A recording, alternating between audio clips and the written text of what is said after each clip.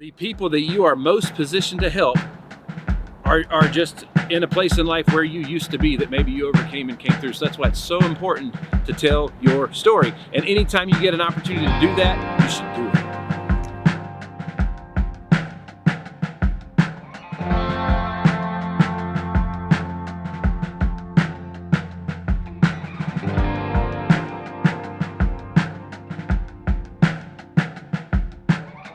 Oh man, so being the interviewee is a totally different feeling than being the interviewer. So the interviewee or the interviewer, it's my responsibility to make sure that the conversation goes in a certain direction. You know, I'm hosting a show, I'm hosting a podcast. That podcast has an objective, and but at the same time, I'm there for the person to bring the best out of the person and whatever it is that they're there to promote or talk about, right? So being the interviewee, again, I always want to bring the best out in other folks. However, I don't always know the direction that they're going to go. So for me, it's a little bit of a challenge. It's always being able to be good to be quick on your feet. You know what I'm saying?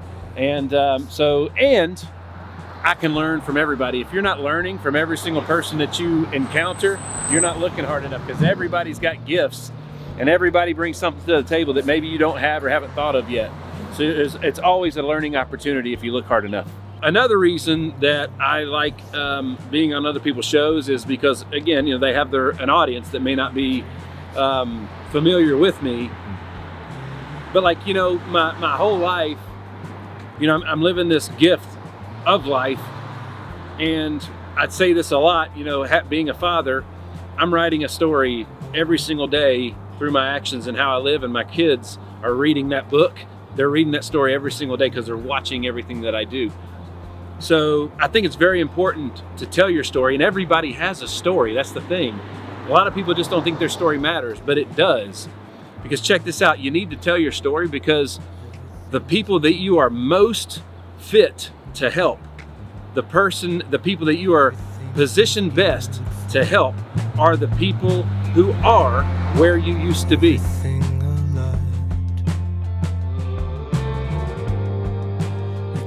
You know, a lot of the stories that we pay attention to the most are from people that are, you know, in the spotlight the most. What I've found is, you know, some of the greatest stories are from the people that you would least suspect them to come from. Cool, hop in. Welcome to my baby. I love this Jeep. I've always wanted one. And I don't know nothing about it. What engine does it have? Don't know. What size tires? Don't know. It's awesome and it's black. That's what I know. And I love it. Some of the greatest stories are, it's like the underdog story. I mean, Hollywood's been making amazing movies that we all love based around the underdog for, you know, since the films and stuff became an art, right? Every underdog, or everybody that became somebody, a person of interest or somebody that people follow and keep up with, well, they probably weren't born that way. You know, somebody gave them a platform or an opportunity and they cashed in. They made a great experience or a great opportunity out of something that wasn't necessarily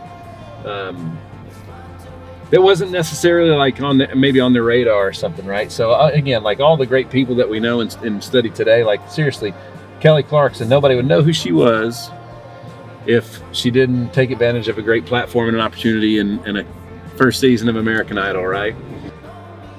It's very important that you tell your story, even if it's on the smallest platform possible, because you never know who's going to run across it or find it and be helped by that. And at the same time, if everybody that you pay attention to and listen to or look up to you or wherever it is you find your hope, like, you know, you just need to vet your source. You need to, you know, is that person actually who you want to be?